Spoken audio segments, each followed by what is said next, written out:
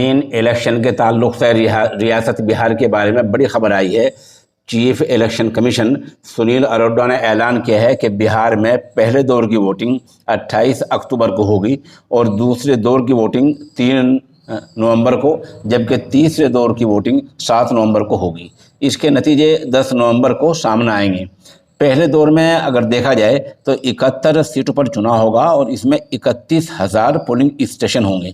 दूसरे दौर में देखा जाए तो 94 सीटों पर इलेक्शन होगा और इसमें 42,000 पोलिंग स्टेशन होंगे।